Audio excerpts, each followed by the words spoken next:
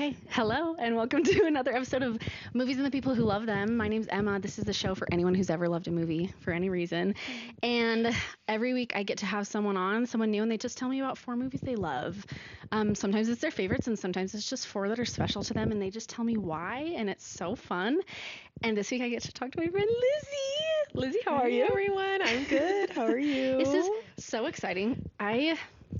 I love Lizzy so much. She's so wise, and like we have been kind of like, I guess like distant friends. We haven't lived in the same place for very long ever at the same time. I feel like we haven't. I feel like this might be the longest amount of time we've like hung out. I think so too, except for maybe Sundance. No, oh wait, yeah, remember?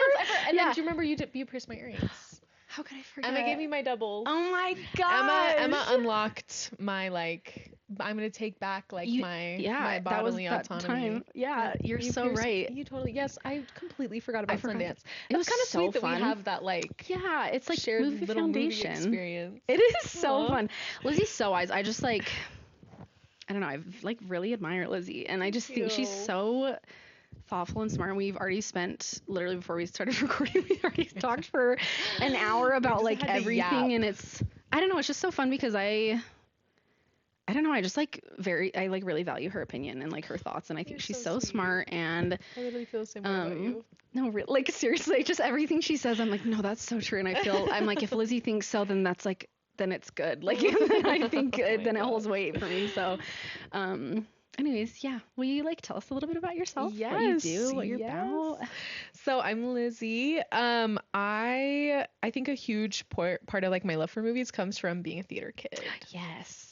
I did theater all growing up. I did it in college, and so that really gave me this like love for storytelling. Yes. And so yeah, a big part of me is being a theater kid. She has such a stunning voice also, like so thank good. you. She's so talented. Don't use it really anymore. Sing us a song right now. Just kidding. I can't sing Don't Rain on My Parade. I had my Rachel Berry moment. Ooh. She does love Glee. I do. I love Glee. Big Glee. TV shows and the people who love them. Yes. Yes. Yeah. Sister podcast. I work in higher education. So I work for a student leadership and involvement program at Utah Valley University, which is so fun. It's like the most fun job I think anybody could ever have. It's like honestly kind of my dream job. We've talked about this because like I love learning, and that's like one of my favorite things, and like I just would love to be in an environment where like learning is the whole thing, and you don't really get tuition waivers, and like I can't, and you don't have to I'm have so jealous, like a PhD. Like most of my peers have a bachelor's degree. A lot of like most of our like bosses have master's degrees, but it's like, you know, not. But it's cool because you kind of get this part of being a little bit of an educator while also doing fun things. Like I just took them on a little retreat, and we went to dinner, and I planned fun activities for them. Yeah, it's really fun. It's also like low key kind of a fake job. Like that's the dream. That's what I'm saying. I'm like no one's gonna die. Yeah, like, literally no one's gonna die if I don't do my job. Anyways, yeah. I mean, it's me really neither my job, but it's like not that fun. Like it's so that's so cool. We didn't talk about your new job. Okay, when we're done, we'll talk about your new job. We have so much more to talk about. Really, like we keep thinking about things, and we're like, okay, we should do this, and then we can keep talking. Anyway, so I'm just so excited to have Lizzy. Again, we went to Sundance like a few years ago. We weren't even really that good of friends. No, I just had kind of, we were like adjacent, and we had lots of mutual friends, and like, but I had like a Sundance pass, and it was a rom-com, and I was like, I feel like Emma would love this. So I was like, hey, yes. And I just remember Starling Girl. Do you remember we saw that one too? We saw that together too. So good and so fun. We did. Oh, what a like beautiful movie for us to see together. No, truly, like wow. Have you rewatched it since? No, actually, I've been wanting to. You should. Okay.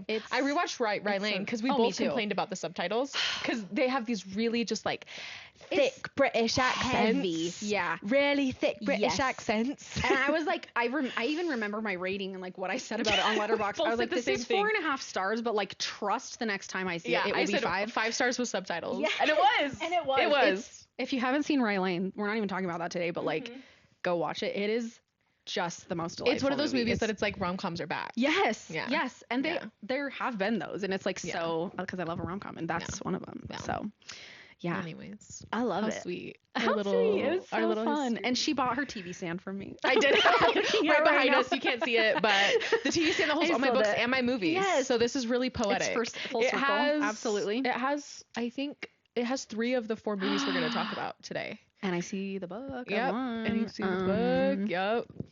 I love it. I love it. So yeah, I love Lizzy. We have so many of the same opinions and tastes, I think.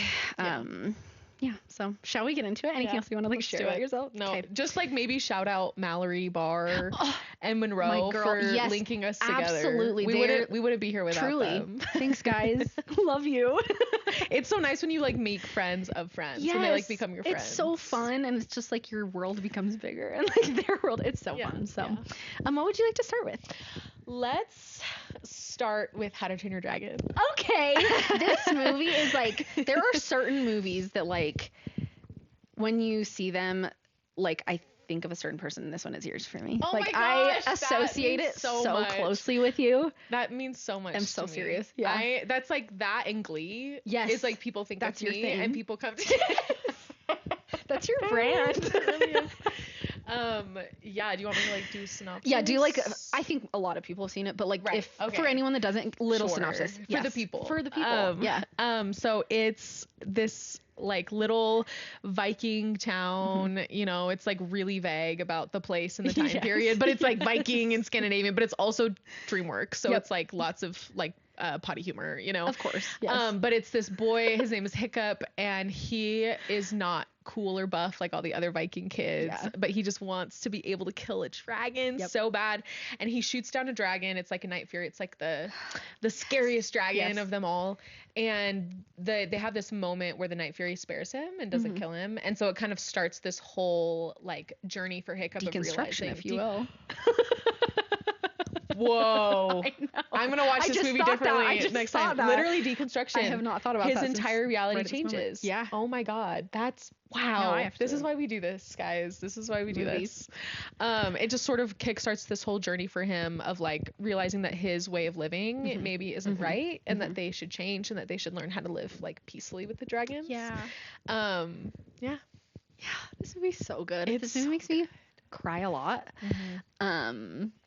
When did you, because again, I associate this movie so heavily with you. Like tell me how this began for you. Like where did you first see it for the first time? Well, I first saw it when it came out, like I went in theaters. Okay. I can't remember the year. I feel like it was 2009, 2010. I think so. Yeah. Maybe, I forgot to look. Maybe a little bit earlier. But I have a very vivid memory of going to see it with one of my really close friends from childhood. Her name was Emma.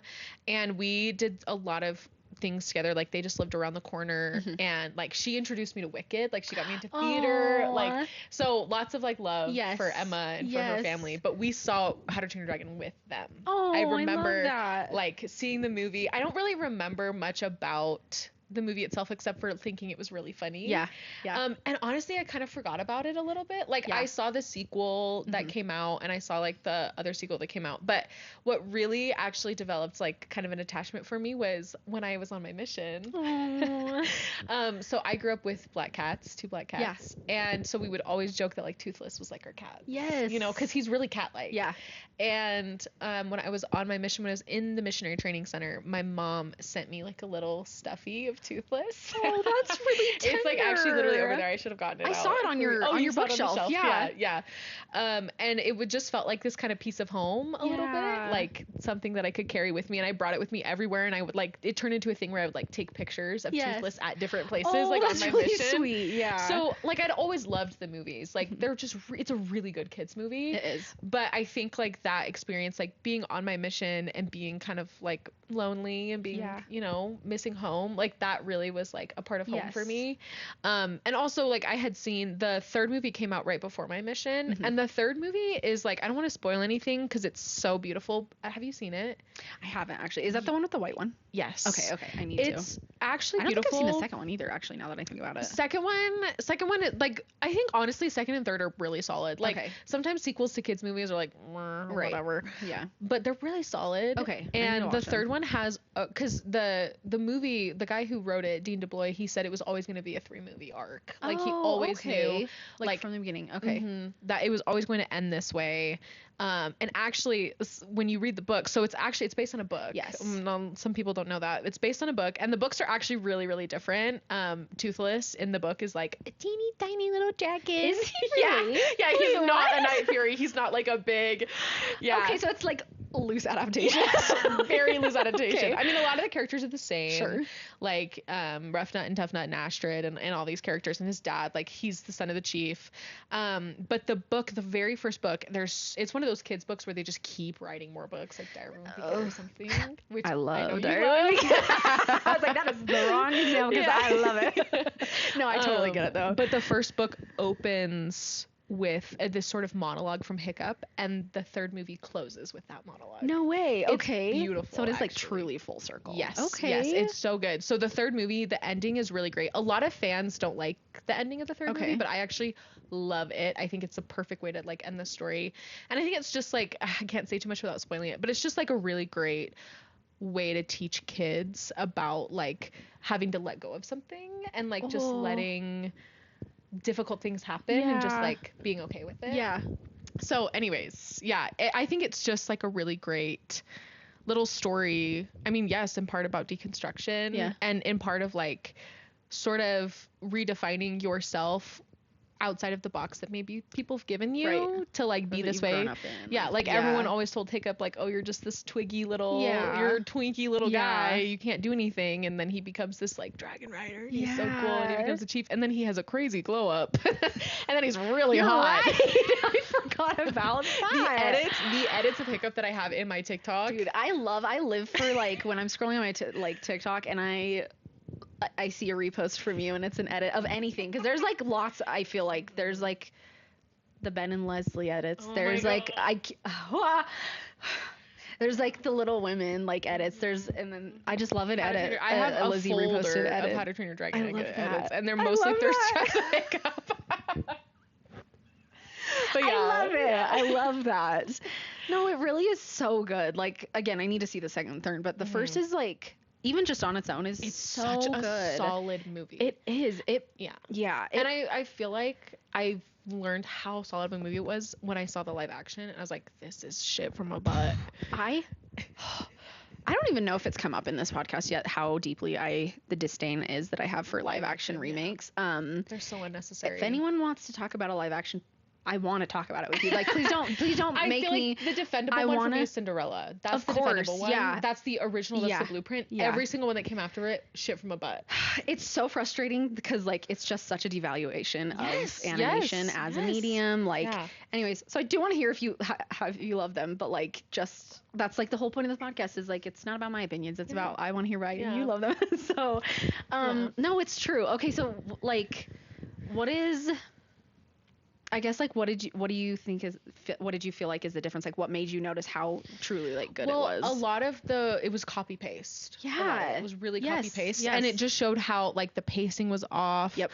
The actors were awkward. Like Rough Nut and Tough Nut, they had so many funny moments in the animated film that were just, it was like they just killed the punchline every single time. That's one of the most frustrating things about it is like the reason that we have animation is like some things don't exist in real life, or they don't translate to real life at all. Like dragons. Yes. Imagine. And so it's like, that's the whole point of like animation. One of them is like to be able to portray things that don't exist in real life and that you can't see in real life. And so when it suddenly is very real, it doesn't make any sense. And to me, that's why like the live action Lion King does not work at all, because like animals don't emote and like they don't, it's just crazy, and so it's so strange to watch them, and like I don't know, so that's how I felt. But I also really did not like their Hiccup casting. Okay. I was like, this boy is not the town fool.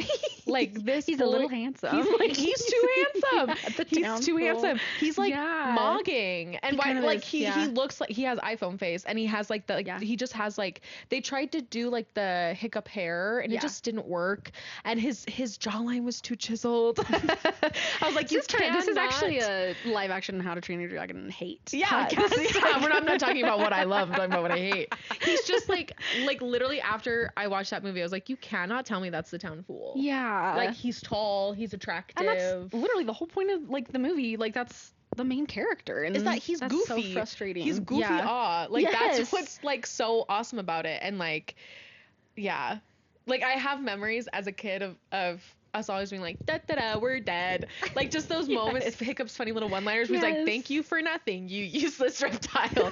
Like it's so millennial cringe humor. Oh, of course, but like his delivery is like perfect, and it's so and it fits him, and like so good. Yeah. And I think like my favorite. I just started thinking about Romantic Flight. The scene when Hiccup takes Astrid for a flight for the very first time. The score is so good in this movie. It's kind of crazy. So good. I literally have it on disc. I have like a CD of the score. My friend gave it to me. It's so beautiful. It genuinely is so beautiful. This is just, again, going back to just like it's a good movie overall, but it is like marketed towards kids, which is why I'm going to say it's a kids movie. Yes. I love a kids movie that the makers cared about. Like you can tell that they cared about the kids, and like they cared and like showed them enough respect and saw them as whole people that deserve good media. And like to me, this is such a like quintessential example of that. Like they cared enough about the score and a beautiful story and like some really important like themes and things to communicate to kids. And I love that because I think that we're in an age of we're in an endemic shut the kids up, like AI slop, whatever. Yes, iPad kids. And I love anything that's not that. So yeah, there's just like it's so funny, and it's a movie that for me has just gotten better as I've aged. Like I can't wait to maybe have kids one day and like show them the movie. And it's funny when you watch the first one, you're like, oh, this is kind of old. The animation is a little more, you know, it's like watching Toy Story 1 and you're like, gosh. And it was like life-changing at the time. Yeah. And then it's kind of amazing to see how things grow and how we change. So have there been any, I don't know, do you have any favorite parts? Have there been any like themes kind of that have like meant a lot to you, or just anything that as you've grown, because again you saw it when it came out, but you've lived a lot of life since then, like that has meant a lot to you as you've grown up? I'm thinking, I feel like there's something that I like love. I've gotten like lately the last year really into understanding conflict resolution and like conflict management. Which I feel like everyone's doing that nowadays because you know it's bad. And thinking about, this is so silly, but thinking about How to Train Your Dragon as this like two really conflicting societies that sort of learn how to live together. You know, like the humans have always been really scared of the dragons, and the dragons have always been really scared of the humans. And like I was just thinking of this scene at the end when like they're trying to fight the like big dragon, you know, when they kind of learn how to work together, and just like that moment, those moments of synchronicity where it's like the dragons recognize like we're gonna take care of you, and like the dragons are like we can help you do things that you can't do on your own, is something that I just love, is like being able to see just like that connection happen where maybe naturally there wouldn't be connection, but being able to like build. And I just love that the dragons are like dogs. They're literally like they're animated to be like dogs and cats. I feel which that I think is probably so why we deeply. love them so much. When I like rewatched this, I was like, oh my, they all remind me of my dog, which is why it is so, it was like very distressing also to watch. Like when Toothless is in trouble, I was like freaking out because like I'll cry if I even talk about it. Like if thinking about like my dog in peril, I can't, I literally can't consider it. And so I also love that detail from the filmmakers of like, I don't know, that's why they're so endearing to us. There's also, I just remembered, I love when I find a really good Letterboxd review. That really just unpacks the movie.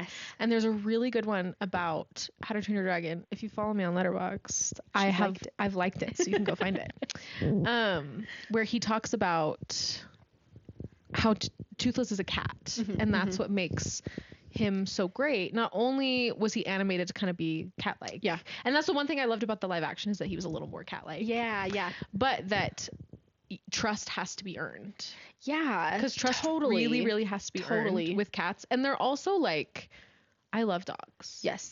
Hi Dash. My dog's sitting on the floor. Love Dash. But there is something that is like really just automatic with love from dogs. Like they just you know, puppy love, like they just love you, and you are feeding them and you're taking care of them. Everything. But cats are like, I'm gonna be there when I want to be there, and I'm gonna be gone when I want to be gone, and I'm gonna cuddle you when I want to cuddle you. Like, there's just this idea of like, you know that joke of like, oh, if men don't like cats, it's because they're misogynistic. Like, they don't like when they set boundaries and when they're, you know.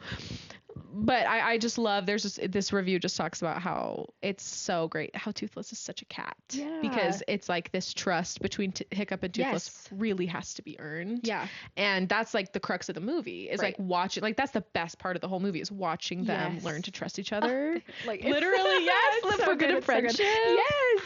Yeah.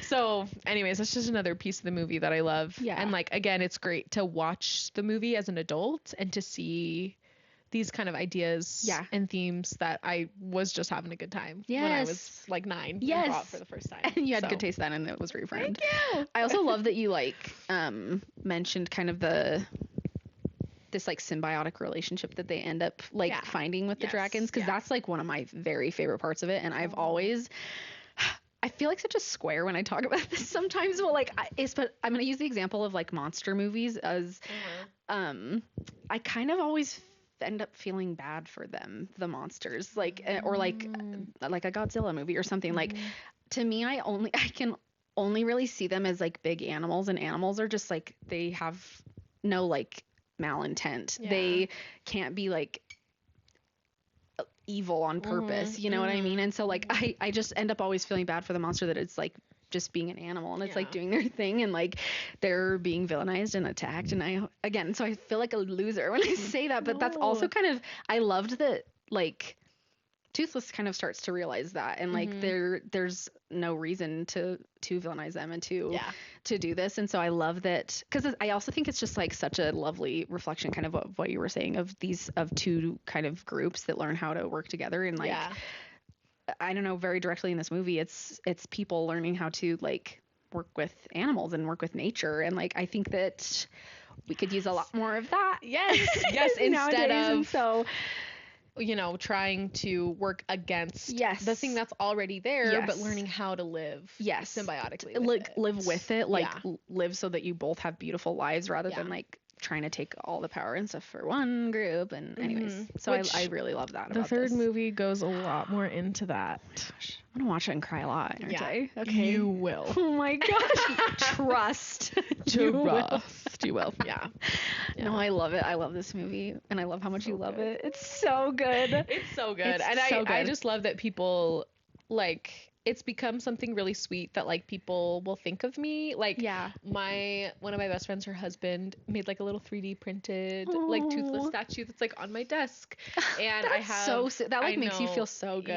My sister a couple years ago, there's like this twin AirPod case where it's like one is the Light Fury and one is Toothless, and she like has one and I have the other. That's so and like sweet. I got the little Toothless stuffy from my mom, and I went to Universal Studios in Florida, and I got to go to the Isle of Park a few weeks ago. Life changing, literally life changing, and just getting to be there, and like people being like, "Are you so excited?" Like, you're like, just being known. I love that. It's like, it's really sweet. It's like makes you feel loved because they know you. Like, oh, I love that.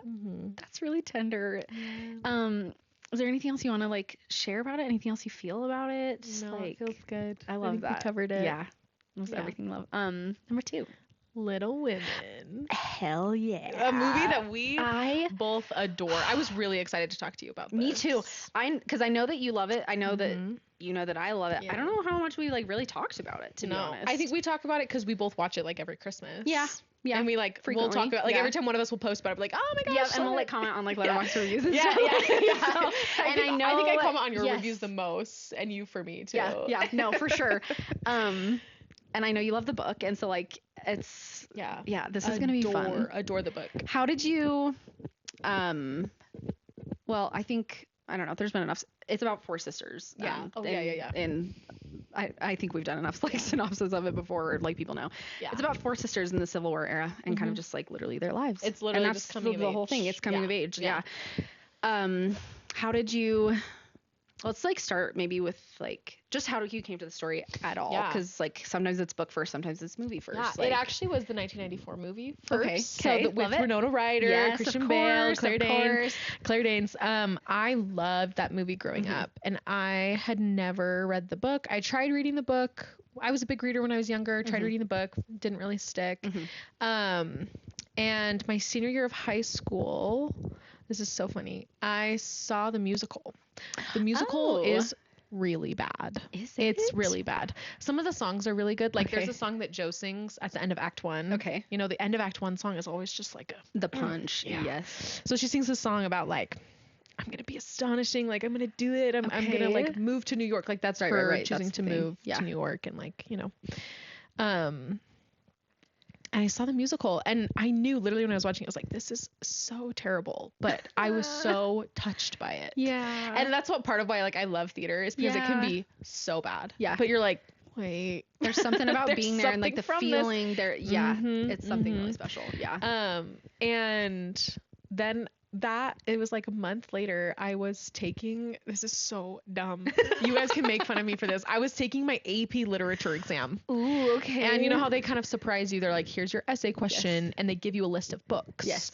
And the question was like, write about a character who was really passionate about something, who had like this goal, like this future, and like really, you know, it was just like talk about like their motivation and like how they and one of the books was Little Women, and I was like, I've never read it, but I've seen the movie enough times, and I can't stop listening to the musical, and I've seen the music. And guess what? I got a 5. I got a 5 on the AP test. So I wrote this whole essay about like Jo March and how that's like so funny. Yeah, how she's just so like, because there's literally a song in the musical called The Fire Within. Okay. And so that was like the title of my essay. Incredible. That's a good title though. That's a really good title. Yeah. So I just wrote about how like Jo March is like, I mean, she's really like an unprecedented female character. I think, I don't know, I'm not very well versed in like Civil War era literature in America, but it feels a little unprecedented. Yeah. And like, not to jump right into it, but that's part of why I love this movie so much, is because I know Greta Gerwig understood the book. Yes. And she understood that Louisa May Alcott was forced to write an ending for Jo where she ended up with someone. Gosh, the ending is so perfect of this movie. That was never the intention. Yes. It was so contrived. Yes. And so for Greta Gerwig to like wink at the audience and do it like that, I was like, yeah. Oh my God. Will you, for anyone, this I feel like might be the part that people don't know. Okay, will you like talk about kind of the ending of the book versus the ending of this specific movie? Yes. Because no other adaptation of this book ends like this. Yeah. Which I think is what is so significant about it. Yeah. So like some historical context for you. So the Little Women, like books were released chapter by chapter in this kind of era, like kind of released in newspapers or like pieces of it. Yeah, they weren't usually released as a whole novel. And so when Louisa May Alcott was finishing the book and trying to publish the book, the publisher was like, she needs to get married at the end or die. And like that is like actually a literal thing. Like that's a joke. Yes. It's kind of played for laughs in the movie, but like that really happened. That was real. Like really the thing. Yes. Yeah. And so Louisa May Alcott did not want to write Jo that ending, because Jo is sort of like an like autobiographical character for Louisa May Alcott, and like there's a lot of historical evidence that maybe Louisa May Alcott was gay, maybe she was trans. She talks a lot about feeling like a man, feeling like a boy, not really like loving men the way that other people do. So the whole like writing in like Friedrich Baer, I could go on and on about him. I adore him. I love him so much. He's not a love interest. No. He's not. And that's who she ends up with in the book. That's like because Louisa May Alcott was kind of coerced into writing him married, and that's who she marries. So the movie, the way that the movie ends is that there's this scene, it's like the chapter's called Under the Umbrella, and like I remember it so vividly from the Winona Ryder version. But like Friedrich Bear visits her family's house, and this is like after, I mean, these are all spoilers, so Beth dies. This is after Beth dies. Watch like out, it's a 200-year-old novel. Yeah, Watch Beth dies at the end. They're all like kind of sort of still recovering from it. He comes to see her, and like he's leaving, and they're like, Joe, go after him. And this is one of my favorite parts of the movies. You. Yeah. When Laurie's like, I never thought I'd be like preparing horses to go chase a man with Joe March. Like so funny and so sweet. But it's so contrived. And then so the ending goes back and forth between Joe and her sisters going to chase after Bear, going to the train station. It's pouring rain. It's so romantic. And then going to Joe in the publishing office with her publisher of him being like, she needs to marry at the end. And she's like, I don't want negotiating this ending of the story. And so it's like what was actually written in what Joe was writing. And it also turns out that like Joe, everything that you're seeing in like Little Women itself is Joe writing it, which is it's just such a cool detail. I feel like because it's a bookend. Like the movie starts with Joe in the publishing office and it ends with her in the publishing office. So sorry, keep going. No, it's okay. And that's so actually when I first watched the 2019 version, I didn't like it.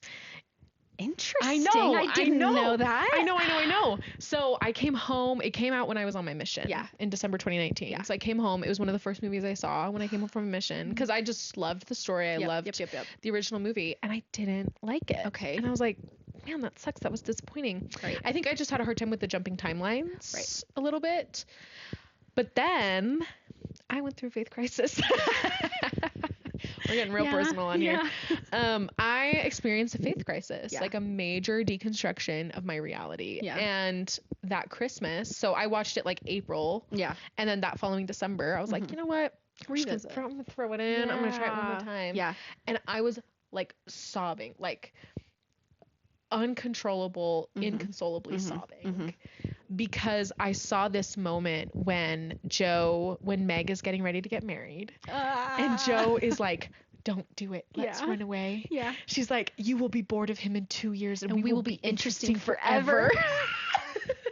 And I love to try to say it like Saoirse Ronan with her like American accent, where she's like trying so hard to be American. And she does pretty good for the most part. There's a couple lines and a couple words that like really her Irish like really. Yeah, you can really feel it. Like it's really her R's. She's like, no one will ever forget Joe March.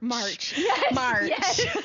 You're so right. Thank you. Yes, I know. That was really good. Thank you. But I saw this like moment of like Meg's getting married. Yep. Amy is about to go to France with Aunt March, and Joe just sees her life as she knows it is crumbling before her. Like her entire, like she, what was there's this quote. It's literally it was on my computer, my laptop screen, where she says like, I knew that childhood was going to end sometime. I just didn't know it would happen this fast. And it's like when you lose something and you don't know that you've lost, that you lose it until you've lost it. And you didn't know it was coming. And you couldn't prepare for it. Right. It's just gone. Yeah. And you can't turn back. You can't get it back. That's how I felt when like my faith was when I was transitioning. Oh my gosh. With my faith. And so I was like, thought about it like that. I was just weeping because I saw like this complete removal or this complete transformation of my reality reflected in Joe's story. And then like it's just it sucks that we have to go and do our own thing. Yeah, we do. Like we have to leave our home and like childhood and your siblings and like I love the way that like that Greta Gerwig did the time jumping thing. It was so effective. After I watched that, I was like, yes, this is the correct way. Because like she's telling a story. Yeah, she's telling, and like the way that she remembers through rose tinted glasses in her childhood that everything was magical and perfect. I'm literally about to. I'm like getting choked up. Like it's exactly how it feels. Yep. And then like suddenly you're jolted back to. Joe wakes up on the train and everything's cold and like and her sister is sick again. Yes, her sister's sick again. Adult life is so hard. Like it's and all you want is to be back where it was warm and it was comfortable and it was like and you were home with your family and like I'm gonna cry. And I think like something too that I think this movie really gets right is that the story Little Women is about Beth. Yeah. It really, we've talked about this. Yes. Little Women is about Beth. I love Beth. Yes, it's about Joe. Yeah. But it's about Beth because Beth dying changes everything. Yeah. Changes everything for all of them. Yes. And so it's like, it's this story about like these sisters obviously as a collective. Yes. And like the significance of the loss of one of them. Yes. And the fact that like Beth's death and her sickness is really like the apex of the film. Like that is the moment. And like, again, no, to me, I don't feel like any other adaptation has like felt that and has like communicated that weight. And like, that's and love exactly 1994 how, again, love it, but it's not the same. It's not the same. That's exactly how I would feel if like one of my siblings died, and I actually can't think about it, but like that's how it would feel. And I love that, like, to me, every other, even like when people talk about it in other adaptations, like Beth, it seems like always like the afterthought, and she's always kind of like forgotten, the kind of forgotten sister almost. And I just hate that. And I love that Greta Gerwig, like, she has interviews where, and I might have mentioned this like in an episode or not before, but she has, I'm talking about it again because it's so good. Like, she has interviews where she talks about how she didn't, again, in previous adaptations, she's kind of playing like little hymns on the piano. She loves to play the piano. She's playing like little hymns and chords and kind of plunking along. And I love that Greta Gerwig has her playing like Mozart and Chopin and like these beautiful, like grand pieces, because she says like, she's a marked sister. She was as great as any of them.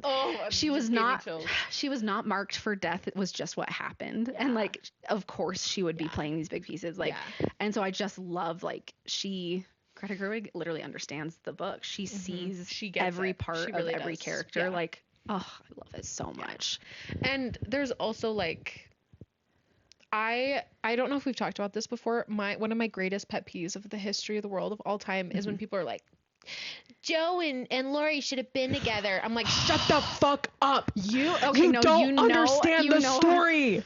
You don't get it. We feel the same way. We know, and we've talked about this, and like we've got like TikTok comment fights about literally, like I have made TikToks about this that have like kind of blown up, and people are fighting me in my comments. No, it's seriously, it was never Joe and Laurie. It was never about Joe and Laurie. When people try to tell the story, and that's how I feel like the 1994 version is told a little bit. Yeah, because it's Christian Bale and he's really hot. It's like Christian. Is like it's about Joe and Laurie. Yeah, but it just never really is. That's another reason I love this one so much. Is guess who's introduced first before Joe and Laurie? It's Joe and Amy. Yep. And like that's who you see. They're together first before you ever see Joe and Laurie together. Ugh. Like, and that's not to say that like the relationship that Joe and Laurie have was not significant and that didn't mean something. Like, that doesn't take anything away about it, but they weren't meant to be together. They were never meant to be together. Yeah. You get me. And the fact, and like when I first watched the movie, I was like, I can't believe Joe and Laurie are together. And then I like reading the book, and that's book what I wish. is I wish everyone would read the book, because it's I never felt that in the book. Never, like ever. Yeah. Never. And the way that like Laurie and Amy's relationship develops in the book too is really gorgeous. It's so the things that they like, the way that they speak about each other, and like the way that Amy like writes home about. There's a line, I see if I can remember it. She said like, she talks about him being like the captain of her ship and like steering them so beautifully. And then she writes, one of my favorite lines is, she says to Marmee, I didn't know how beautiful life could be when two people lived and loved for one another. Like, I can't, it's so good. And like it's so beautiful. I wish, this is something that I really wish the movie had, is like, when Laurie kind of like proposes to Amy. He just says like, they're on the pond, they're like rowing together, and Amy says like, how well we row together, and Laurie's like, do you want to row with me, Amy? And I was like, please, everyone, this book is so good. It's so everything good to me. It's literally like, it's a sacred text to me. I'm serious. It's like scripture. It's like spiritual to me. It is like a sacred experience every time I read it. And it's also like low-key really theological. Yeah. Like the way that Louisa May Alcott writes about love and God, and death, and like, oh my gosh, the tide analogy with Beth, and that's another thing that's really great from the musical is there's a beautiful song that Beth and Joe sing together when they're like at the sea, and she's like, and Beth is like, I can't stop this. Yeah. And like that's I think also why Beth's death is such a like important, necessary part of Joe's life is because Joe can always stop at things. Yes. Right? Joe can do whatever in the movie, she wants. Well, he hasn't met my will. Yes. Yes. Yeah.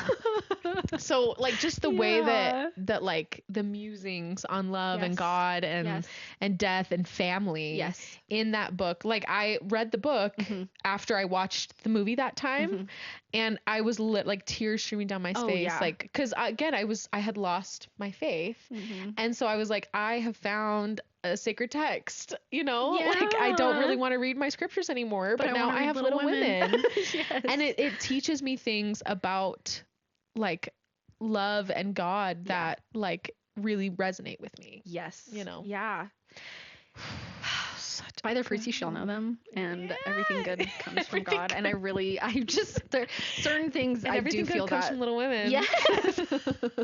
I just like do feel that strongly about it. Yeah. And it's like one of those things that I'm like, it's so basic of me for like Little Women and Pride and Prejudice to be like two of my favorite books and movies. Also, there's a reason why everyone loves them. There's a reason why they're so enduring. Like literally for hundreds of years. This book has never gone out of print since it's been published, and that's actually quite rare to say. Like it's so special, and I've mentioned this before, but like gosh, I love how that it shows how important it is and how people have been the same, and we've like felt the same things forever, because girls loved this book so much that they demanded like the second part of it, and they like were obsessed with it. And I love that we feel the same, and it's like so girlhood across hundreds of years. It's so good. It's so good. It's so good. It's so good. It's like one of those movies I have a hard time, like I watch it every Christmas. It's like one of my rituals. I have to watch it every Christmas,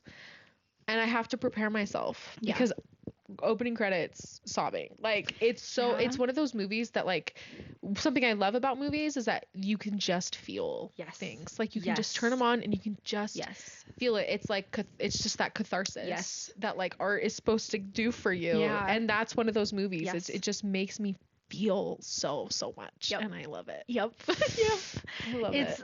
I always say like Lady Bird's like my number one favorite movie, but if there was any contender, like it's Little Women. Like it's tied for first. And what's the common denominator here? Greta Gerwig, baby. Oh, I have actually so good. I have a book. When we're done, I need to tell you about. Okay. That is one of my favorite books of all time, coming of age, and I'm like, Greta Gerwig needs to adopt this book. Oh, I'm really excited. Oh, that makes me really excited. I'll tell you about it. No, here's the thing. She's my favorite director, and she's done 3 movies, like 3 feature films. That's crazy. She's my favorite director after one. It's banger after banger. Like it's crazy how good she is. How are you feeling about Narnia? I feel like I don't know. There's like a lot of discourse, and like I'm really excited because I deeply trust Greta Gerwig. That's the thing. Too. And like people, I don't know, things are coming out that people are like, this is weird, and I'm like, maybe it is, but also here's the thing, I just trust Greta Gerwig. It's like, Narnia. It's Narnia, and it's weird anyways, and like it's weird as hell. It also feels like such a Greta Gerwig thing. It is, because it's really theological. Yes. And one thing about Greta Gerwig is she's going to imbue every single one of her movies with the most intense, religious. Like after I saw the Barbie movie, I was like, oh my, it's a creation story. I was like, did Greta Gerwig deconstruct from the Mormon Church? Because why is Heavenly Mother literally in this movie? Now we want to talk about Barbie. I love Barbie. Oh, anyways. Part 2. We're going to talk about Barbie. For real. It's just, hey, Dashi. Hi. Come over here, honey. Hey, buddy. Come over here. Come here. Oh. He wants to be a part of it so bad. He wants to be in our podcast. No, again, I know everyone loves Little Women, as everyone should, because it is so special, but like I just feel like you get the weight of like, we love it in a special and more different way than everyone else. We're built different. We're not like other girls. No, I just love it, and so where do you want to go? Where do you want to go right now? Lay down. You gotta find a spot. Find a spot. My goodness. Anything else you want to say? But I honestly could keep going for 100 years. I'm so serious. Like about this movie, but I think that should cover it. Yeah. Perhaps part 2. Yeah. We need to keep going. Part 2 where we just do a Greta Gerwig movie. That'd be fun. That would be really fun. You should do like a special episode. I've been like this is like directors. That'd be really fun. And I've also been, this is so far out, but like if a Patreon ever happens, I've thought about stuff like that for like Patreon like episodes or like special editions. But no, I think we should. And if we do Greta Gerwig, we have to do it together. Yeah. So. Oh, please. Anyways, okay. Number 3. Pride and Prejudice. Pride and Prejudice now. Clarifying. We're going to talk about 1995, which I know it's not a movie, but Emma said if it can be logged on Letterboxd, then it counts. And I said, and I can do whatever I want. This is my podcast. And so I hadn't seen it, and I love Lizzy, and I want to hear her thoughts. So I said, okay. Yeah. So I want to tell you the story. I wish I could find the picture. I should maybe send you the picture after this, and maybe you can like put it in of the first time I watched this. Yes. Did you see this before 2005? Yes. Okay. Wait, I actually don't know. Okay. I really don't know. It was a long time ago. Okay. I have to ask my mom. Okay. So growing up, my mom loves Jane Austen. Of course. My mom loved her so much. Yes. So many parts of my personality are because of my mom. Yeah. And I'm like, thank God. It seems like she just has amazing taste and is an incredible person. Really does. She, we would watch like Regency movies together. Aww. That was kind of like, it was us and then a group of like girls and their moms from our ward. We would like literally get together and we would watch Jane Austen Club. Oh, that's so sweet. Mother-daughter club. We would watch Emma. We watched Sense and Sensibility. Like, so I've just had this really deep love for these movies literally as long as I can remember. Yes. Like as long as I've been old enough to comprehend media, I have always loved these movies. And so 1995 Pride and Prejudice, we had talked about it, like we gotta watch it, but we knew it was a commitment. It's 6 hours, I think. Like you really gotta set the time aside. And so we're like, okay, we'll do it on a Saturday. We'll How fun, marathon. Marathon it. And you know, everyone brings treats. Yes. And we did it at our friend's house. The Sharps, shout out the Sharps, love them. Hey, Sharps. Still like keep in touch with them, love them so much. We went over to their house and my mom has a picture. My mom has a picture of me at the moment when Colin Firth steps out of the lake soaking wet for no reason. Stop. By the way. You're kind of right. No reason. I actually was looking at Letterboxd and like one of the top reviews of it, like actually, hold on. You're like, I'm going to find it right now. Let me find it because it made me die laughing. You're kind of right. And I guess I don't think I thought about that. But you're just like, oh, it was for a reason. It was, you know the reason. The writers in this series, let's make it religiously close to the original source material so they literally feel like they're reading their book as they watch it. Apart from one thing, Colin Firth is going to jump into a lake and emerge dripping wet with his undershirt clinging to him and walk back to Pemberley. That's the only thing that needs to be added. It has no plot relevance, but it'll be hot as fuck. Like my mom has a picture of me sitting on the floor in front of the TV like this. Oh my gosh, you're kidding. Like watching him get out of the lake. You're joking. Clinging to him. Please send that to me. Oh my gosh. I feel like it's on Facebook somewhere. That's I'll incredible. Have to try to find it. So funny. So that was the first time I ever saw that movie. Oh my gosh. Okay, I love that. Yeah. And I love that you said it's been a part of you for as long as you can remember. Yeah. Those are the best stories and like the best parts of us. Yeah. And I think I gained, it's like, you know, when you watch something or you read something or you just experience something as a kid and then you do it again as an adult and you're like, holy shit. Yes.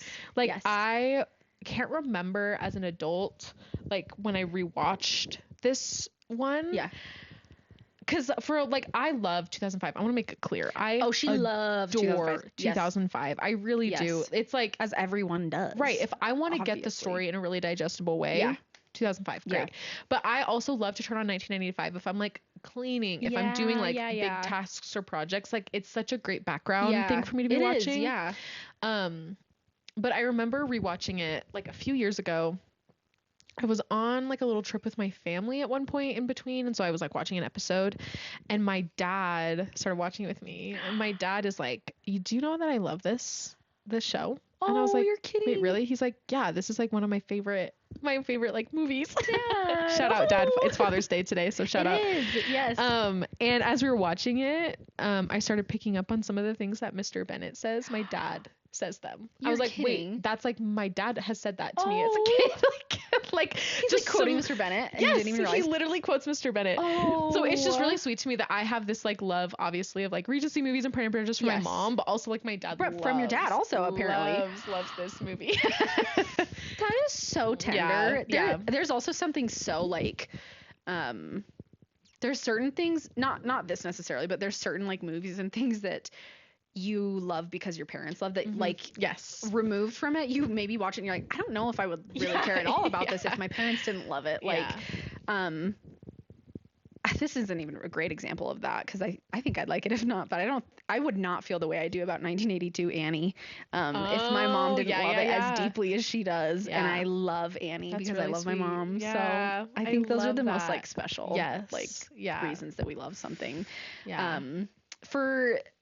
For anyone that hasn't seen the 6-hour version, did you also love that this is the one that they referenced in Barbie? Yes. Like, did you die at that? Of course I did, because it's literally me. Yeah. Like, Depression Barbie is watching the 6-hour Pride and Prejudice. Oh my god, I love you, Greta Gerwig, so much. And like they even have like the tiny clip in it. I love that. So funny.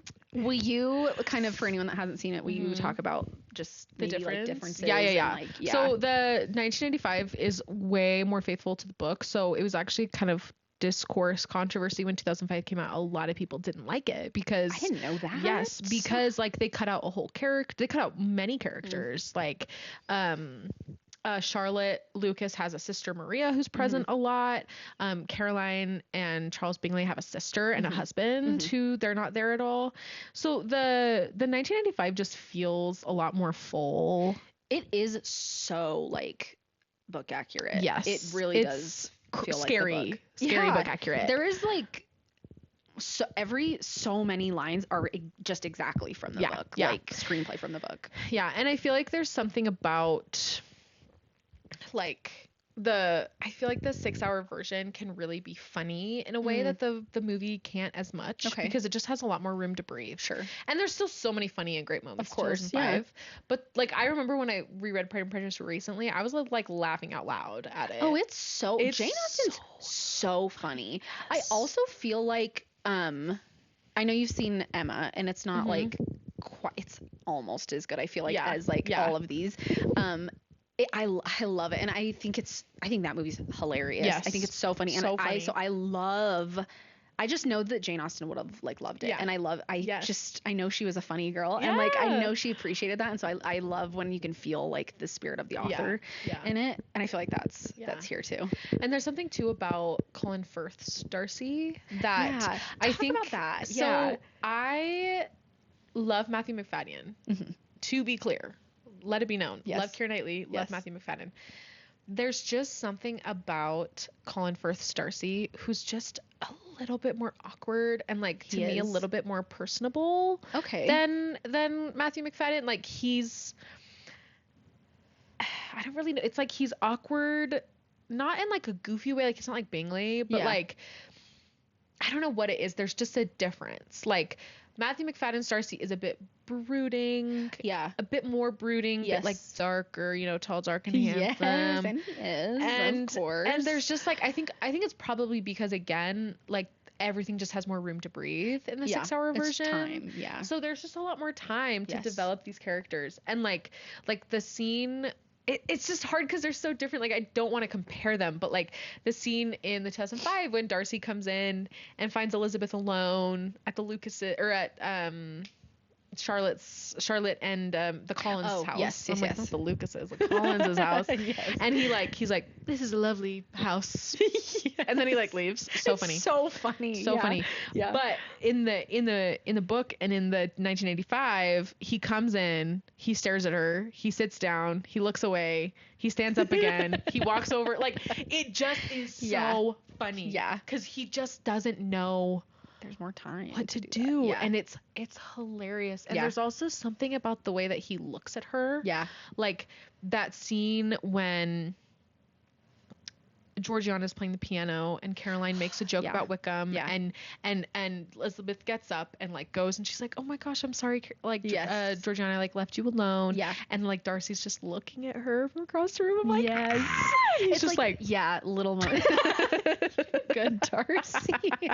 He's just like the look that he gives her. And I feel like Colin Firth he communicates so much in his portrayal. Yeah. Like he's, yeah. But there's also moments like in 2005, I'm really fond of walking. Yes, I know. Oh my god. Like there's so many moments that are so good from both that it's like the hand flex, you know. So I do like really equally love both of them. It just depends on what kind of mood I'm in. And like lately I've just really have been in a 1995 mood. I think. love that. Yeah. Which do you feel so like? For people that are feeling like this way, they should watch this one. For people that are feeling this way, they should watch this one. Which, like, what do you think? How would you fill in the blanks? I think that 2005 is if you really just want to watch something beautiful. Yeah. Like, you want to feel like it just really, like, nourishes that need. The romance. The grandiose is so romantic. Yes. And the shots, like, Joe Wright, oh, my God. The shots are just gorgeous. That tree shot when they're all like, I was literally just thinking get about over. that too. I always think about that shot. Rent free. And I would say like 1995, if you're more in the mood for like obviously a longer term investment, but you can split it up. You don't have to watch it all in one go. Like, but something that is less romantic, it just is less romantic. It's less dramatic, but it's really a lot more realistic. Like something, I was going to say that. Something that I kind of actually have a hard time with the 2005 is how the Bennets are portrayed, like Mr. and Mrs. Bennet, because Mr. Bennet is really nice and he's really lovely in 2005, and he's like kind of sucks a little bit in the book. Like he really kind of sucks. Yeah. And the whole reason why the girls are in this situation where their mom has to freak out about them marrying men is because of him. Yeah.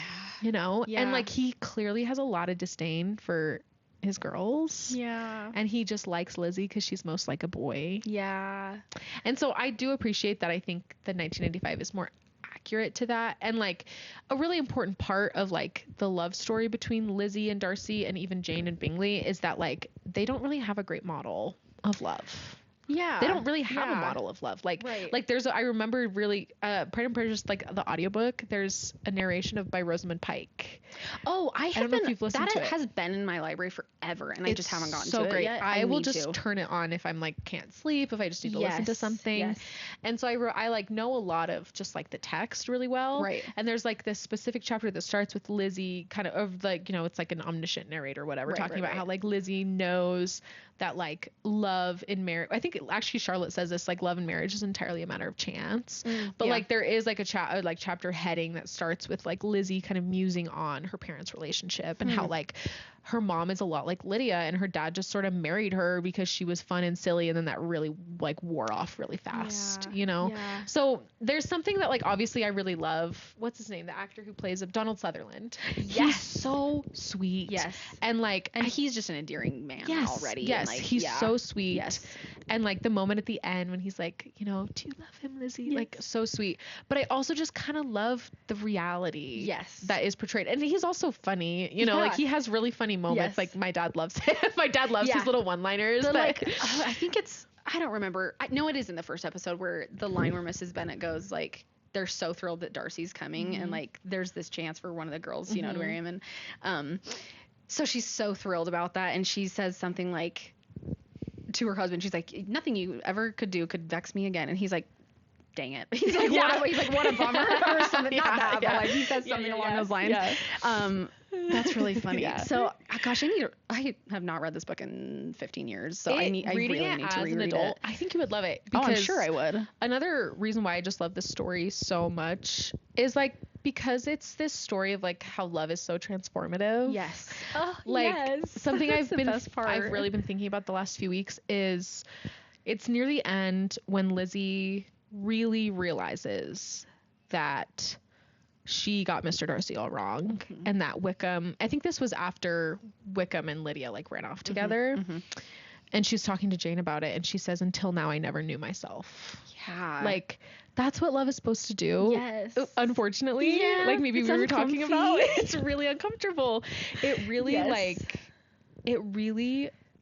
just lays you bare. It makes you look so inward, and every weakness that you that you know that you have, but then some that you didn't know that you did it's really hard to come to terms with. But then there's all this that makes up for it, and that is so good also. Like it makes you better. And like you wouldn't have known those things and been able to work on those things about yourself had you not been shown them. Like, yes. There's something so beautiful like whenever about I feel like I have a moment where I'm like, I'm so embarrassed about like this part of me that like I didn't know was a part of me, but like my partner can see it, and maybe it's like hard for my partner to feel the effects of this. Yeah.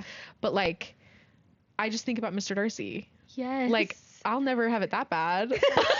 I'll never have a woman totally eviscerate me and tell me like, I had hardly known you a month before you knew you were the last man in the world I could ever be prevailed upon to marry. Like that will never be me, at least. So it could be worse. It could be worse. There's something that's like so, it's like, you know, you think that from like, I'm sure Darcy from that moment was like, I can never go back from this. Like, like this woman will never love me. Yeah. But then he was like, I'm going to write her a letter. Yeah. And she reads the letter and she's like, oh.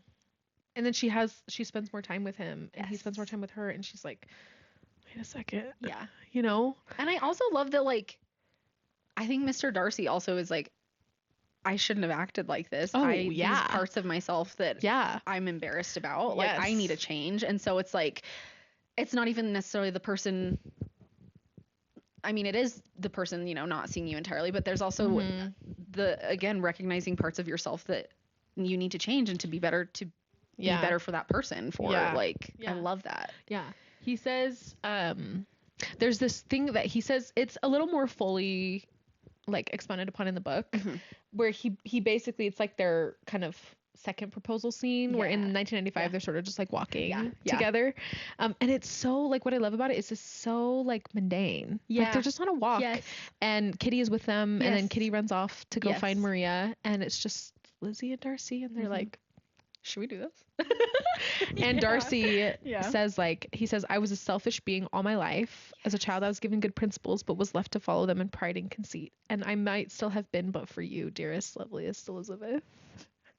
Like love is transformation. That's what it is. Like it really just shows you all these parts of you that like maybe aren't serving you anymore, and this person kind of helps you redefine them a little bit, and like it's not like shameful. Yeah. You know, like you're gonna feel embarrassed. Like Darcy's like, I cannot believe I treated you that way. Yeah. And she's like, I can't believe I talked to you that way. Yes. You know, but they get over it. Yeah. And it's all okay. And it's the growing together and like feeling like that person that can accept every part of that is so like so special. Yeah. And there's such a like feeling of comfort and like of home in that, like once you get past that like embarrassment that it's, and you realize that everything's actually fine and they still love you, and it's like they actually probably won't even think about it moving forward, you know what I mean? Literally, like, no matter how many times you think about it, they're like, whatever, man, like they can't even remember. They don't even remember. So everybody deserves that. Like I think that's such a, I don't know, I think that's a big theme in a lot of Jane Austen's work, and like I think about it especially in Emma, and and I also think that big in Emma. Emma, I think Clueless is one of the best like, adaptations of Jane Austen. I'm so serious. Yeah, no, fully. But that's like also so apparent in Clueless. That's like just one of the biggest things is like changing for the better for the person that you love, because that's like you don't want the person to change you in terms of like changing who you are as like a being and as make a person, you unrecognizable like, to yourself and the people who love you, and like change the things you like or things like that. Like that's terrible.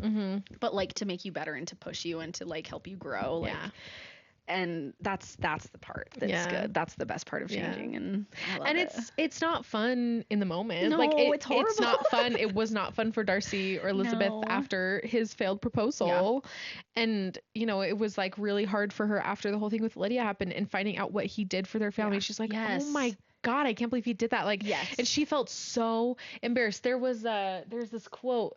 Oh God. Here's another quote. I love a quote. I love it. I'm sorry. This is really turning into the book. No, I love it all. It's the story. It's everything. It's the story. Yeah. It really is. Are you on your Valentine's Day declarations of love post? You know me I freaking love it. She says, so this is right after, this is after proposal. Yeah. I think after Lydia stuff happens. Yeah. She's like, oh my God. She says, from such a connection, she could not wonder that he would shrink. The wish of procuring her regard, which she had assured herself of his feeling in Derbyshire, could not in rational expectation survive such a blow as this. I think the blow is like Lydia running off. Mm-hmm. She was humbled. She was grieved. Yeah. She repented, though she hardly knew of what. She became jealous of his esteem when she could no longer hope to be benefited by it. She wanted to hear of him when there seemed the least chance of gaining intelligence. She was convinced that she could have been happy with him when it was no longer likely they should meet. I love that. So she was humbled. Good. She was grieved. Yes, she repented, though she hardly knew of what. Like, yes. That is love. Yes. That is love. Yes. It's so nonsensical. Yeah. And it's so frustrating. And it's like, I don't know what this is and what's happening. Yes. And like, yeah. That's like, so good. We've been talking about this, but something I have really struggled with is like trying to like quantify feelings and trying to like have like measure things with data and like being able to like it's just been so afraid to be able to make sense of things, to be able to like understand like love and feelings in my head, and it's been so frustrating because like that's doesn't exist. That's not a thing, and that's like it just is not possible. And so like it's such a show of like trust, I think, too, and like a leap of faith, a very scary leap of faith. Really scary. It's really scary. And just this is just all of that to me. Like it's just like the true like deep regret of making a choice that you feel like might be irreversible, but then someone being so graceful, and being like, it's okay, it's not irreversible, like it's fine. I talked about this with like as of right now, it was yesterday, the interview that I did yesterday. I don't know when these are going to go up, so it might have happened and it might not have already, but like we were talking about how there's nothing. Again, soulmates 1-to-1 doesn't exist unless you're my brother and sister-in-law. That I don't believe in that, but I do believe in like whatever's meant to be will be, and there's nothing that you could say or nothing that you could do that like that's gonna like scare off the person that you're supposed to be with, or like whatever's meant to happen. And that's so comforting. Like I do believe in that. So. And that's so present in this story. Yes, too. Like totally. Not just with Lizzy and Darcy, but with Jane and Bingley as well. Yeah. Like they were able to come back from a huge blow to their relationship too. Yes. Is, like we could just talk so much also about Jane and Bingley. Oh, and, like, I love them. And also low key. Have you seen Parks and Rec? Of course. Okay, I'm just making everything to me. Someone pointed out that the reason why season 3 works so well because it's Pride and Prejudice. Because of Pride and Prejudice. It's an adaptation as far as I'm concerned. Ben and Leslie are Lizzy and Darcy. Ben and Leslie are everything to me. And Chris and Anne are Jane and Bingley. You're so right. Yes. Yeah. Aww. Yeah. Now I want to talk about Parks and Rec. I also just have to ask you, speaking of various Pride and Prejudice adaptations, including Parks and Rec season 3 specifically, have you seen the BYU Have version? I seen the Mormon Pride and Prejudice?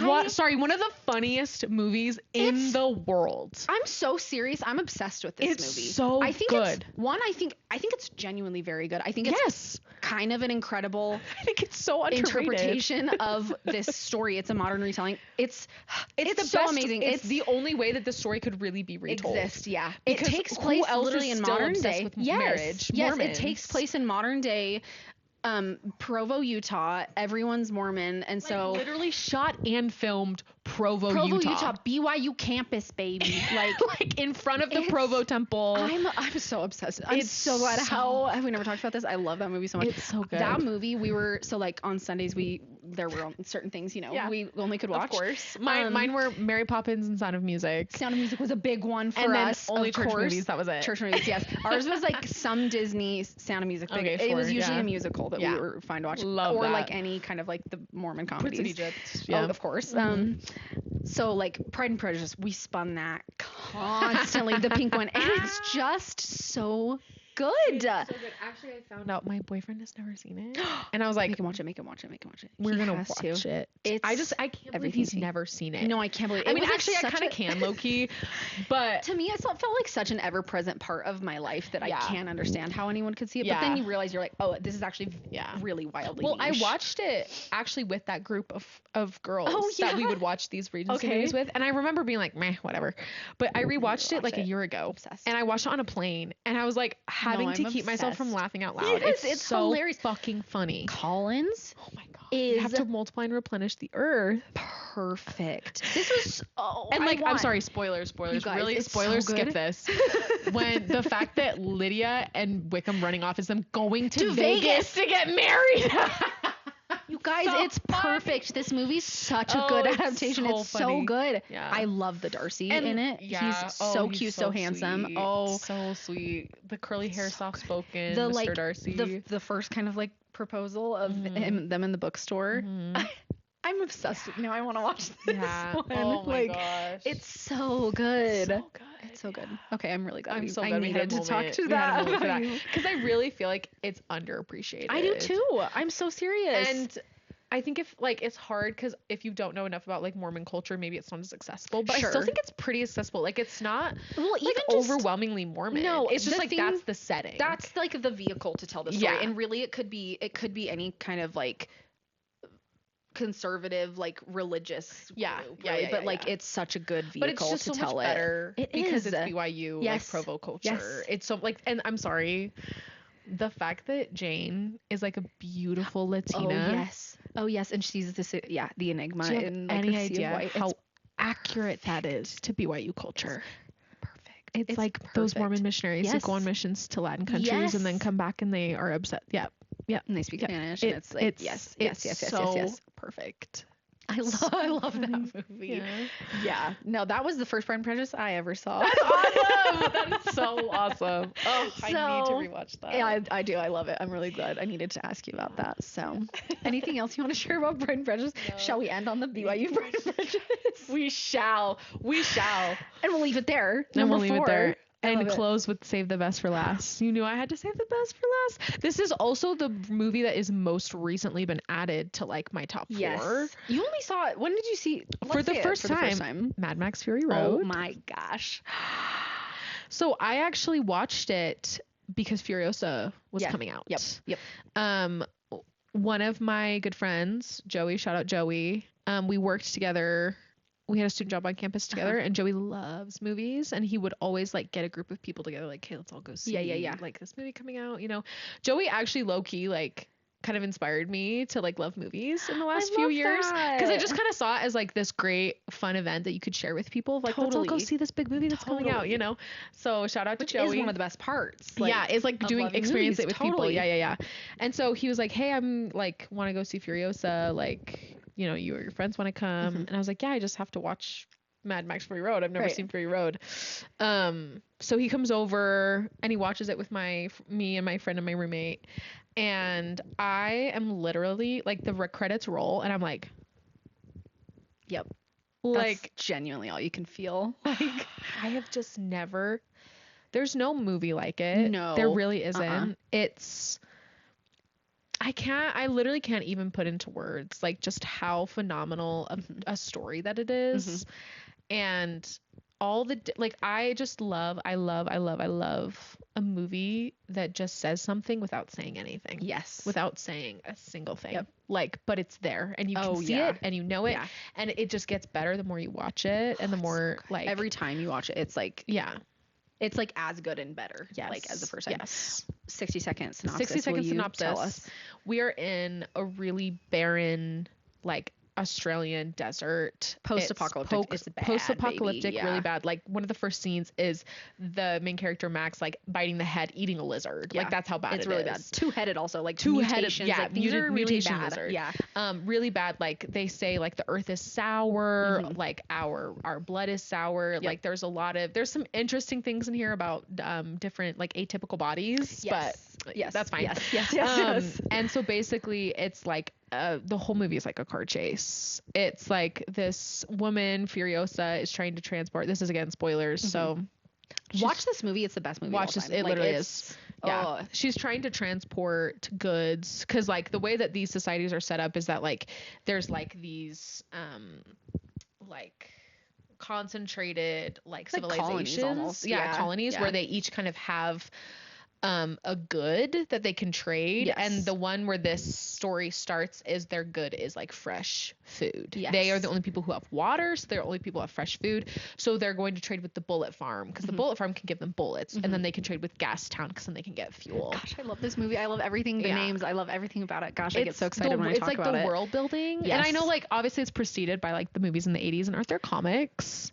Yeah. Both of us are just like, I don't know. We just love this movie. Freaking love Fury Road. Yeah, we're not like Mad Max heads. No, we're just Fury Road heads. Yes. We're honestly Furiosa heads, low key. Yes. Yeah. Sorry, keep going. So like Furiosa is going to transport, and you find out that she actually has like another plan to transport something else. And I really don't want to spoil it. And it just turns into this whole like Max is captured by this community, the one who like grows plants, and then Max ends up like not by his own accord being a part of this car chase, and then he kind of joins forces with Furiosa, and it's really what it's about is like him learning something other than survival. That's what it is. It's just him learning how to not just survive, but to like make choices that are compassionate and that are like to care, like to care, to like, think of someone other than himself, to literally give of yourself to save another person, like as literal in the sense as you can get. So like fucking good. I love this. I feel so. This is another one that I like feel pretty borderline spiritual about. Like this is such an important movie to me. For anyone that like I told this story briefly on the very first episode because I talked about this, but like for anyone that didn't remember is I watched this.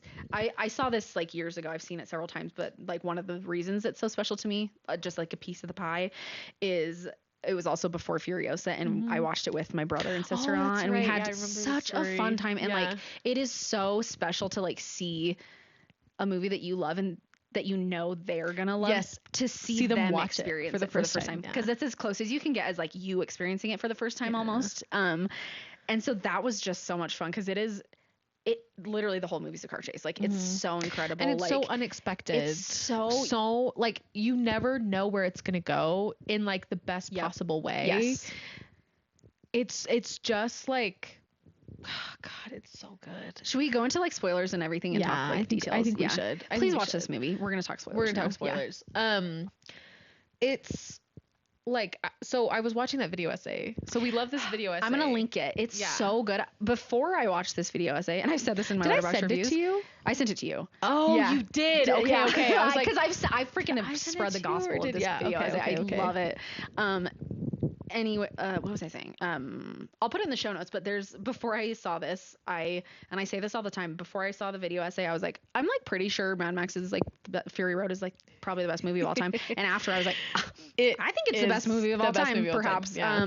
So I'll link it, but please go watch it. It's not even that long. It's like different parts, but it's not even that long. It's so like go watch it. 6-minute parts. Yes. I think. And it's called Bringing Back What's Been Stolen. Yeah. It's so good. Okay. Sorry. Well, I was just rewatching that video essay because the thing about Mad Max Fury Road is like, it looks like an action movie. And I remember going into it, I was like, I'm probably not going to like this. Me too. It's going to be an action movie, whatever. And it is an action movie. Yes. But it completely subverts every single action movie stereotype. Yes. Particularly in the way it like deals with women and like the portrayal of women, and women their and purposes and violence, and its relationship with violence. I've really thought about that more this time around, like its relationship with violence, because I have a really hard time with violence. Me too. In movies, I can't watch horror movies. I can't watch like war movies. It's really hard for me. But for some reason in this movie, it's different. Like watching it, and that's part of like what the video essay is about like the necessity of violence, and how like the title is bringing back what's been taken or been stolen, which is a line from the movie, but it's about how violence throughout action movies, violence has been taken from women, that women are only allowed to be violent under certain circumstances. If they're like defending their children, or if it's in like a sexual nature, if or they've like been raped. Yes, it's like kind of all these examples. Yeah, that it's really, really hard to find an action movie where a woman is violent without any sort of justification, or and this movie really, really beautifully balances the violence and also the compassion. Yes. And like all the different kinds of women that are in the movie, like the female characters, like the movie's about the female characters. Like the movie's about Furiosa. It's called Mad Max. It's about Furiosa. Yeah. And the video essay talks about how like yes, Immortan Joe is the antagonist, yes, Furiosa is the protagonist, yes, and Mad Max is the deuteragonist. Yes. Where he's sort of just like a neutral party, where he has to figure out, like, because he's just living for himself. He's not living for anyone else. He's not against anyone, but he's also not with anyone.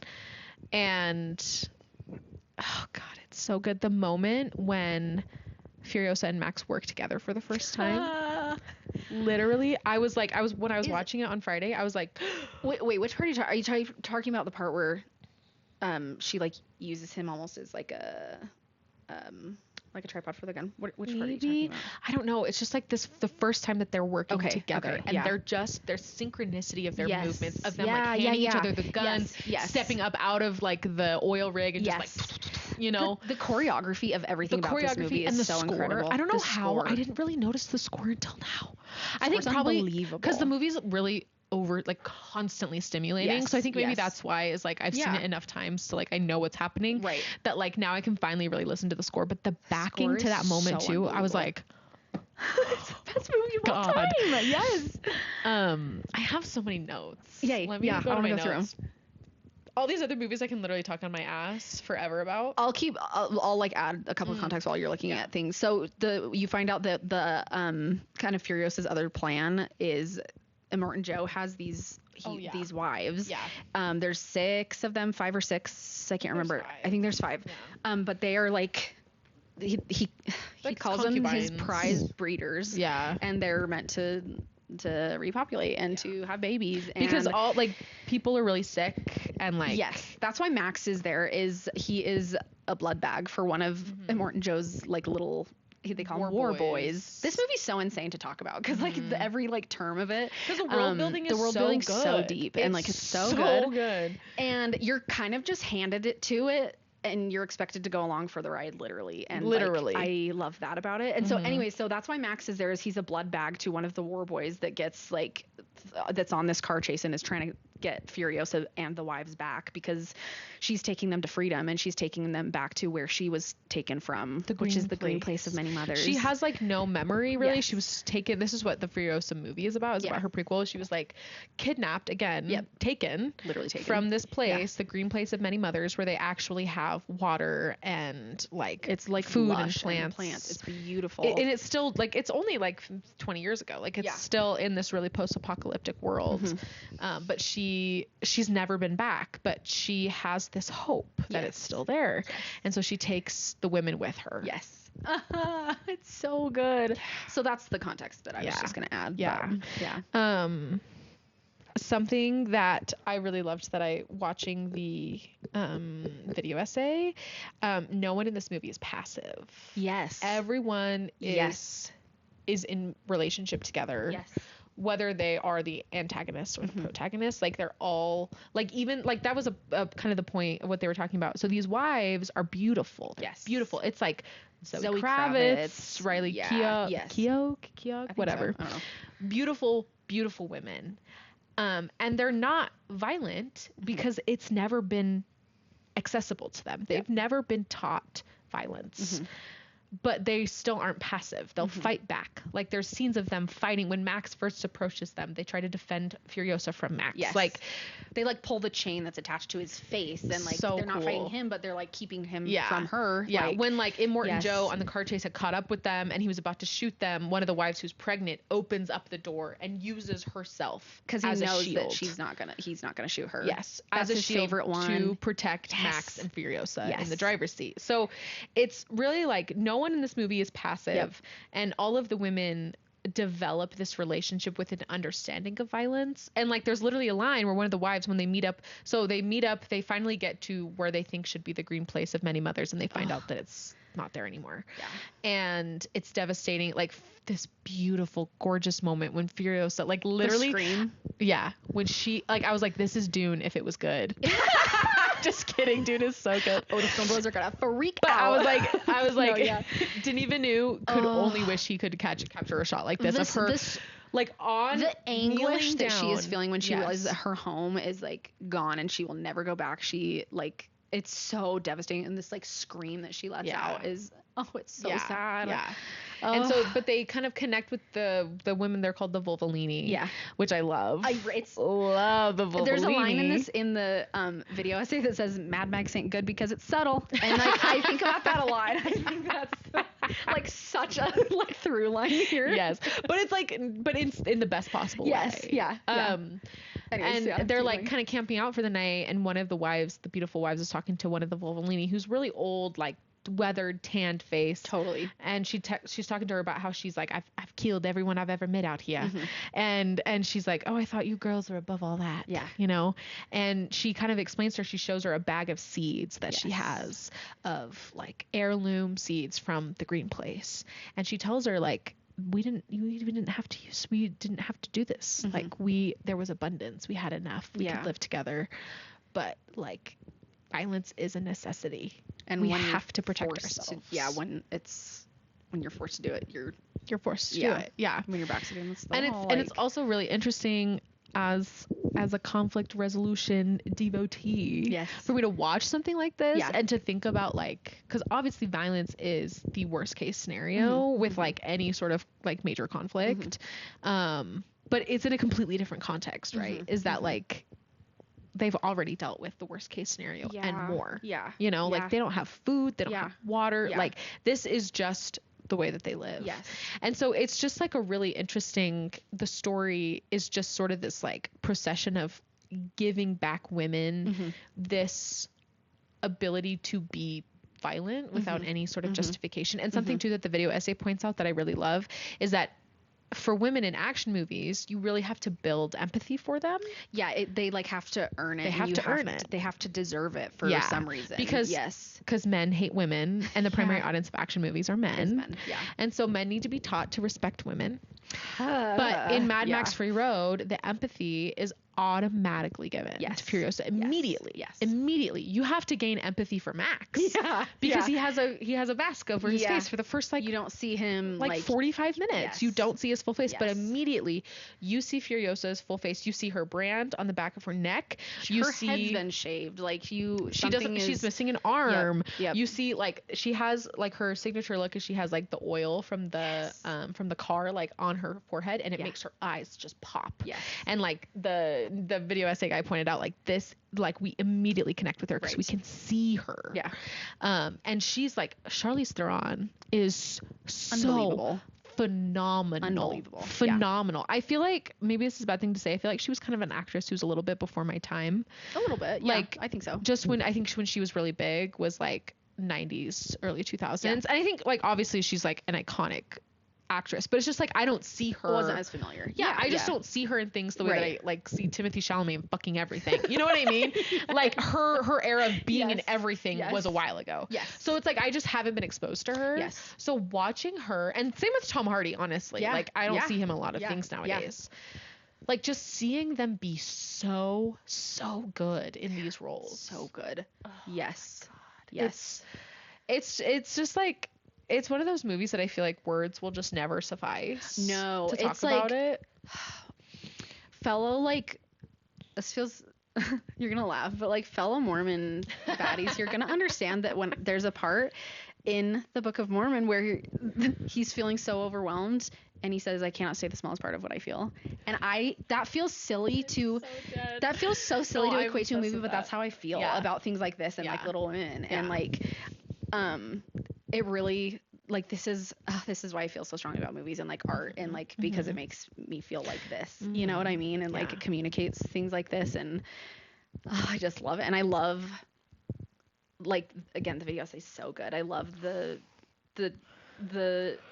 perspective on violence that it has. And it makes me think of like our biological emotions that we take with us to literally survive. Like every emotion that we feel is an offshoot of like one of these, and their survival skills. And it's like an inside out. It's literally anger, fear, joy, sadness, and disgust. And those are survival skills. And it's like how we've lived for so long. And like, I think of anger and like the purpose of anger, and it's to protect us and to serve, to make sure like justice comes about, and like to make sure that everyone has what they need. And to me, that plays such a big part in this movie as well. Yeah. Like, there's something too, I've gone on, we were talking about this, like, honestly, ever since watching Fury Road, this like really almost sadistic interest in like post-apocalyptic stories. I say sadistic because it feels like it feeds like the climate anxiety and the like political instability, like anxious part of me. Me too.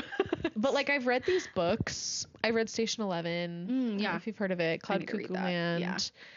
Where it kind of goes to worst case scenario. Like Station 11 is about a pandemic, LOL, a flu that like kills like 80% of the world's population. Oh my God. Have you seen The Leftovers? No. You have to. Is that a show? Is that a movie? Yes, it's a show. Okay. It's one of those perfect shows, 3 seasons. Okay. Tell the story in 3 seasons. Okay. 2% of the world's population completely disappears out of nowhere. Where They do I watch? HBO. Okay. Which is how you know it's good. Okay. It's HBO. Of course. It's like, it's kind of like The Rapture, but it's not. Okay. But that's how people understand it. And so it's all about how do we respond to a traumatic worldwide, like global event like this. You would be obsessed with The Leftovers. Okay, I want to watch it. That sounds amazing. So good. Okay. So like The Leftovers, Cloud Cuckoo Land, Station 11, where people really are dealing with the absolute worst case scenario. Yep. And how do you respond? Yeah. Like, what do you do? And it's so, again, like the conflict resolution person in me is like, I'm so touched by these stories of like people choosing compassion. Yes. Like the moment when Max, so what happens after after they discover the Volvolini and they tell them the green place is gone, they're like, we've got bikes, we've got food, let's just ride away. Let's go away from the bullet farm, from the oil place, the Citadel. Let's just leave. And Max, they're like, here's a bike for you, Max. Like, go be on your own. Because they're like, you can come with us, but they knew that he wouldn't want to. And he's about to leave, and he decides to turn around. Yeah. And he goes to the women, he tracks them down, and he tells them, because they're like, we have 180 days of gas. He's like, you can ride 180 days in that direction, and you will find nothing. Yeah. But if you come with me, let's go back. And he said, and maybe together we can come across some kind of redemption. And they do like this moment, like where they just like clasp hands, and it's a gorgeous shot, but it's just such a beautiful moment because like Max, he has flashbacks to like a family and a child that we think he lost somehow. Like there's no details really about it. There's like maybe implications that he could have saved someone and he didn't. And that like is like haunting to him. Yeah. And so this is like for him like sort of his redemption arc a little bit, that he's like is choosing in this world completely, like literally this is one of my Letterboxd reviews, like an unimaginable world of like depravity and sickness. He chooses compassion. Yes. And he chooses to be a part of this team of women and to support them and to get them back.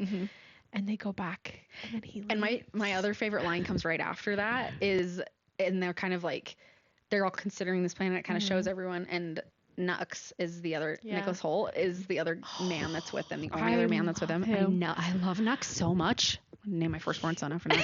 Just kidding. But he says, they like kind of like linger on him for a second. He goes, yeah, it feels like hope. And I'm like, fuck.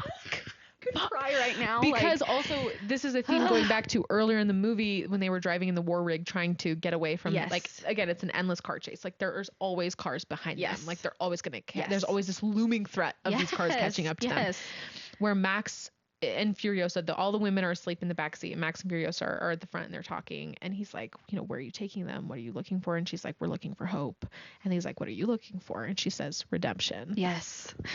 The fact that George Miller, baby. The fact that they go back and he's like, we're like, let's find redemption, and Nux, and like, let's find hope. like hope.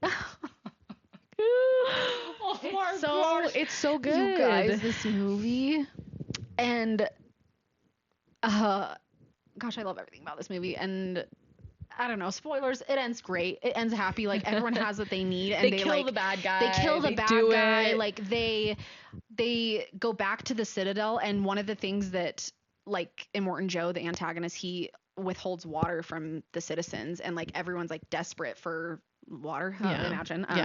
And so everything's like withheld, and when they go back, they are like literally like lifting people up in the citizens to like take them to where it's good and where the food and the water is, and like they just, everyone like comes together and everyone has what they need, and like I just love it. And it's because they did it together, and like so good. It's so good. And it's all truly like the majority of this movie, practical effects. You hear that a lot, and you hear like, oh yeah, practical effects are always better. It's unbelievable what they do in this movie that with practical effects. Like, there's really only a few moments where I'm like, that's a green screen. Yes, and it really very is, like, few moments. Like, and I would bet money that you won't notice it the first time. No, like, didn't. Yeah. No. So and the fact that it like literally cars exploding, cars rolling, like, and the shapes and like the way these cars look is like nothing you've ever seen. Cool like, and weird. It's kind of like steampunky a little bit, which is another reason I didn't think I was gonna like it, because that's like so not my vibe. Yeah. Like, and there's also, mind you, the whole time this car chase is happening, there's some guy with no eyes playing an electric guitar with flames shooting out the top. And his name, and he's the Doof Warrior. He's the Doof Warrior. He's swinging around. He's like attached to a car just for fun. Like, we don't really know why. He's just their soundtrack for their car chase. Yes. And that's what I mean about everything is like served to you, and you get on board or you get off. Like, you can't question anything about it, really. Yeah. Oh my gosh, I love it so much. I really didn't expect when I watched this movie for the first time. And like I rate my favorite movies based on like their rewatchability. Yes. That's usually, because if I'm constantly rewatching it, then I'm like, it's like becoming a part of my life experience, you know? Like, so Mamma Mia was actually probably in my top 4 until I saw Mad Max Fury Road. And I was like, I just knew. I was like, this movie is so special. Yes. And it is so rewatchable, because it is, you notice different things every single time. The color I think grading, I've watched it like 4 times, like, maybe. It's so incredible. The color grading every time. Also, like, edited by a woman, and that's why it feels so, that was done so intentionally and so on purpose. And he said it because like the director wanted, it might be his wife. It's his wife. Okay, that's, I was like, did I make that up? Edited a movie before? She's unbelievable, and she's like, he wanted a woman to edit it because he didn't want it to feel like another action movie. Yeah, like, he didn't want it to. He literally was like, I had her edit it because I didn't want it to feel like it was edited by a man. You guys, it's so good. I could cry over this movie. You just don't expect a movie like that to just be the kind of storytelling that it is. Yes. And to treat its female characters the way that it does. Yes. And it's, again, just a fucking cool world, which unfortunately I didn't love Furiosa. I did love it. I've only seen it once. I think I need to rewatch it. I want to rewatch it. I need to rewatch it. But I did love it. Yeah. Not as much though, because it's such a high bar to reach. And it's also like, what I love about Fury Road is that it's just like, yes. And the pacing of Furiosa is a little poor, in my opinion. Yeah. It was just like, oh my God. Okay, I want to watch it. I really want to watch it again, because I do remember loving it, but I want to watch it again. I think I need to revisit it. Yeah. I do remember actually when I saw it, I was like, I wonder what Emma is going to think about this movie. I really like Fury Road. Sometimes I don't know if you ever do this. This is such a random thing. My brother does this too, and we'll talk about it sometimes. But like, I love reading my old Letterboxd reviews. I do all the freaking time. It's like reading my old journal. Yes, I am constantly scrolling back through my old Letterboxd reviews, and I'm like, that was a good review. I'm like, that was well said. I'm like, ooh, that one got like 13 likes. Because that's always my max. But I feel that way about my review for Furious. I'm like, that was a good review. I remember your review, I think, made me like the movie more. I'm honored. Oh my gosh. I think I said something along the lines of like, this was like such a high bar going in, and like the kind of hard thing about a movie like Furiosa, which is like a prequel. So knowing what happens after it, it's kind of hard to like end on maybe like a hopeful or like happy note. And it somehow does. Yeah. And so it's, I think to me, sorry, I know this isn't the movie critique podcast. It was just okay. and this is how Furiosa lost her arm. Right. And this is why she puts oil on her head. Okay. On her forehead. Yeah, it felt a little like formulaic. Okay. In that way. That's fair. But I think I need to revisit it. Because literally after I rewatched it on Friday to prep for this. Yeah. Because it's one of those movies that everything is happening all the time that I'm like, I'm going to forget things. Yeah. You know? And I was like, I think I need to rewatch Furiosa. I want to try it again. Yeah. One of my favorite lines from Furiosa is Chris Hemsworth's her character is great. This is honestly, it's my favorite movie role of his. I think he's so good in it. Goofy on nose. Goofy and like, why his insane accent. Yeah. Anyways, but he's just like going after the main two characters and he says, "Do you see how they fought for each other? This little army of two." And I love that line and I think it's so good. So good. Yeah. You guys watched Fury Road. We're Homework. gonna rewatch Furiosa. Yeah. Homework. 1995 Pride and Prejudice. Yes. And Fury Road. Yes. And read Little Women. This is like the assignment list. Yes. Yep. So. And Pride and Prejudice, honestly. Yeah. You can. Yeah. And don't watch the live action How to Train Your Dragon. Yeah. That's like anti-homework list. Like anti-seed. Yes. Yes. Anything else you want to share? This has been so fun. Really I could talk for 100 more hours. Yeah. Truly. Yeah. This is like honest. Every time I like wrap up an episode, I'm like, oh, I know. I'm like, we're done already. So much fun. Is there anything else you want to share? Anything you like are working on, or I don't know, like I don't know. Anything you want to plug? I don't know. Literally anything. One thing actually is really fun that I do want to shout out. Okay. I don't know if I've told you about this. I'm in a movie fantasy league this year. Fun! I told you about this. Oh my gosh. One of my friends texted me and was like, "Hey, I'm putting this together. Do you want to be in it?" And I was like, "Fuck yeah, I want to be in it." Yeah. So it's like me and like 9 other people. I only really know like 2 or 3 of them. Okay. Because it's like my friends, but it's so fun. It's so fun. Like we get points based for the movies we draft. We get points based on like their box office, their reviews, their that sounds like so fun. Yeah, we get like extra points for Oscar nominations when that comes around. That's so fun. It's so much fun. We get like extra points if we go see movies. So I've been seeing a lot of movies. Absolutely. I would not. I saw Masters of the Universe a few weeks ago. Low key, kind of fun. Okay, it was kind of fun. Okay, I think I was just annoyed by the trailer. Yeah, a lot of weird like boy jokes and very clearly written by a man. Female character really badly written. Sure. But I was like, I'm kind of laughing at this. Yeah, it's kind of fun. Yeah, it's kind of fun. There's a place for everything. Yeah. And Supergirl is my first drafted movie that's about to come out. So excited me for too. that. I'm so excited. Everyone go see Supergirl so you can add to the box office and give me points. Yes. That's her plug.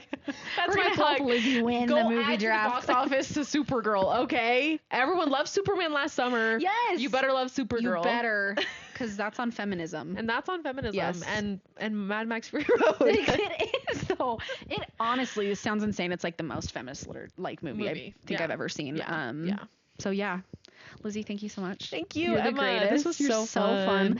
And we will see you next week. Bye.